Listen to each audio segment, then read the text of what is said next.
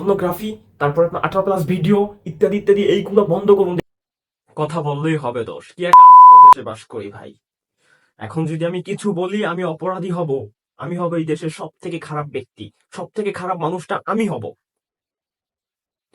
আমার ছোট্ট বোনটি ধর্ষিত হয়েছে, মানছি, তার বিচার আমরা চাই, ঠিক আছে ভাই, কিন্তু বাড়িঘর ভেঙে চুরে তছনছ করে কি এটা কি হচ্ছে ভাই? তার বাড়িঘর ভাঙলে কি তুমি এটা বিচার পাবে ভাই? মেয়েটা কি আত্মা শান্তি পাবে তার বাড়িঘর ভাঙলে? ভাই সে অপরাধী, কিন্তু তার মা তো অপরাধী না ভাই। ওই বাড়িতে তার বৃদ্ধ মা ছিল, তার আত্মীয় স্বজন ছিল, তারা তো অপরাধী না। আর সত্যিকারের ঘটনা তো আমরা জানিই না ভাই। আসিয়া যে বোনটি আমার একটু হুশ এসেছিল, সেই মানুষটি আবারও মারা গেছে ভাই। এখানে অনেক কিন্তু আছে ভাই, একটু ব্রেন দিয়ে ভাবো ভাই, শুধু পিছন দিয়ে ভাববো না, একটু মাথা দিয়ে ভাবো ভাই। তার বোন কিন্তু বিভিন্ন ধরনের কথা বলেছে এখন পর্যন্ত। এখান থেকে বোঝা যায় ভাই এখানে বিশাল একটা ষড়যন্ত্র চলছে। বুঝলে বুঝপাতা, না বুঝলে তেজপাতা। তো তার বাড়িঘর ভাঙার পক্ষে আমি না, এর তীব্র নিন্দা ও প্রতিবাদ জানাই। আমি বাংলাদেশের সরকার, তারপর বাংলাদেশের আইন শৃঙ্খলা বাহিনীকে একটা কথাই বলতে চাই, আপনারা যাচাই বাছাই করবেন সত্যিকারের অপরাধীকে, তাকে সঠিকভাবে বিচার করবেন। নিরপরাধ কোনো মানুষকে শাস্তি দিবেন না। আর আমরা অতি আবেগ দেখাই, কিন্তু আপনি একটা ধর্ষক। আপনি ভিডিওটা দেখছেন, আপনি নিজেই একটা ধর্ষক ভাই। আপনি যে দুধের ধোয়া তুলসী পাতা, আপনি দুধের ধোয়া তুলসী পাতা না। আবেগ দেখাচ্ছেন না, সোশ্যাল মিডিয়ায় এসে আবেগ দেখাচ্ছেন ঘর বাড়ি ভেঙে। কেউ করে গোপনে, কেউ করে ওপেনে। এই লোকটা হয়তো ওপেনে করেছে, ইত্যাদি ইত্যাদি। জানি না সত্য কোনটা, সত্য মিথ্যা কোনটা, কিন্তু এখানে কোনো রহস্য আছে সেটা আমি বুঝতে একটুও বাকি নেই। কারণ ভাই আমি যদি মাথা দিয়ে ভাবি অনেক কিছু বুঝতে পারবো। আমি যে আপনাকে ধর্ষক বলছি কারণ আপনি হয়তো রিলেশনের মাধ্যমে করছেন, গোপনে। আজ বলতে ইচ্ছা করে অনেক কথা, বলতে গেলে আমি মানুষটা খারাপ হয়ে যাবো, তাই একটু চুপ করে আছি। আজকে আপনি আমি মিলেমিশে যদি কোনো একটা কাজ করি সেটা হবে যাইয়া কি, ওইটাই যেটা ভাবছেন ওইটাই। আর আপনি যদি জোর কইরা করি ওইটা হবে ধর্ষণ, ঠিক আছে? আজ দেশের আনাচে কানাচে সব জায়গায় এত ধর্ষক আসলো কোথা থেকে? একটু ভাবার চেষ্টা করুন। আর এই ছোট বোনটাকে নিয়ে রাজনীতি করা আপনারা বন্ধ করুন।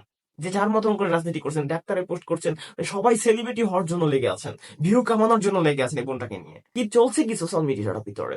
আল্লাহ আমাদের সবাইকে হেদায়েত দান করুন। কিছু হলেই আপনারা রাস্তায় নেমে যাবেন, প্রতিবাদ করবেন। কেন ধর্ষণ হচ্ছে আমরা মানে খুঁজে পাচ্ছি না। আমি একটা কথা বলতে চাই, অনেক আপুরা বলে ওন্না পড়লেই কি ধর্ষণ থেকে ঠেকানো যাবে? আসিয়ার তো ওন্না নেই আপু, ওন্নার কথা আমি পরে আসি। আমি ছোট্ট একটা কথা আমার নিজের অভিজ্ঞতা থেকে একটা কথা বলবো। আপনারা সোশ্যাল মিডিয়ায় নষ্টামি করবেন, সেটা আবার ফেসবুকে রিলস হিসেবে আপলোড করবেন, সেখান থেকে উপার্জন করবেন। আপনি অন্য ছাড়া যা খুশি তাই করবেন, 18+ ভিডিও আপলোড করবেন।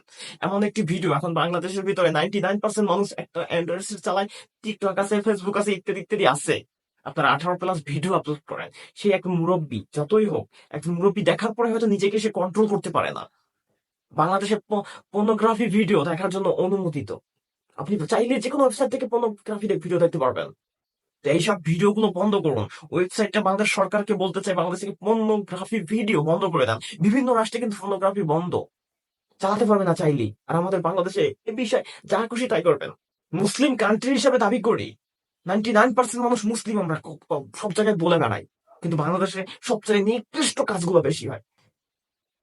আজকে আপনি পর্নোগ্রাফি, তারপর আপনার 18+ ভিডিও ইত্যাদি ইত্যাদি এইগুলো বন্ধ করুন, দেখবেন যে আস্তে আস্তে ধর্ষক বাংলা থেকে কমে যাবে।